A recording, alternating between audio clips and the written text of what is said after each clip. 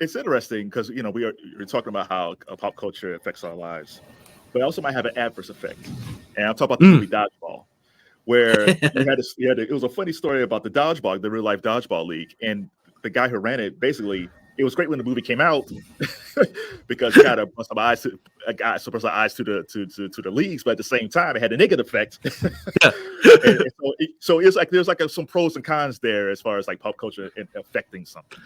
Yeah, I talked to the guy who started a dodgeball league. Basically, he was a businessman, and he was like, I think that this would be a fun thing to do. Everybody remembers, growing up and playing dodgeball in school, and it was a time of excitement in the athletic industry in particular, where you saw wildcat leagues kind of form up. It was the slam ball era, you might recall, things like that. Like the idea that you can just like, let's start a sport and see what happens. Maybe we'll get on ESPN. It was a valuable mentality at the time. And so I talked to this guy, Eddie Prentice, who's just had a fascinating journey with this, because he started a dodgeball league, and then he found out that like there was a film coming out called Dodgeball, and he was like, I should reach out. And so he reached out, and they were like, oh yeah, we'll pay to sponsor this. We'll send people out. It'll be great. And so they ended up kind of partnering with Fox on this film, and then they eventually started having their championship in Vegas. And it's had its ups and downs. And one of the things that he was kind of talking about was like, it was tough for this. Like, it was really accelerated the sport a lot. It really got the sport in front of a lot of folks, but it was really hard to shake it. Like, it was really hard to like there would be genuinely talented athletes, like world-class athletes.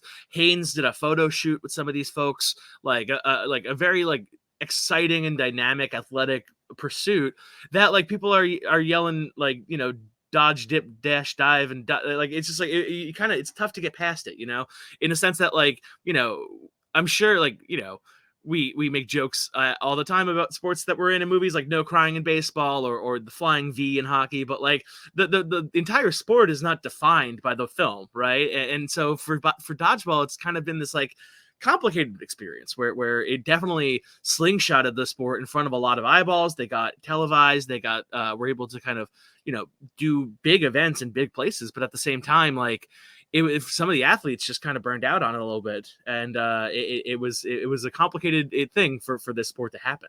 It's not uncommon for that to occur. One of my favorite charts in the book and one of my favorite effects in the book isn't actually from the United States. It's from Japan.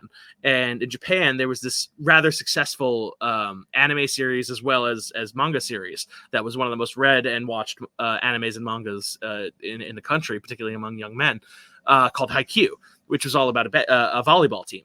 And it's a really good book, honestly. I've read it personally. I really dig it. And the main thing is that they observed a significant increase in young men playing volleyball in high school after this thing comes out. It was just such a huge advertisement for the sport that you also see the same thing, where now if you go to the YouTube comments underneath volleyball videos, they'll be referring to the television show on completely unrelated things. So it can be a blessing, it can be a curse, it can be something in between, but it can really kind of kickstart a sport in a huge way.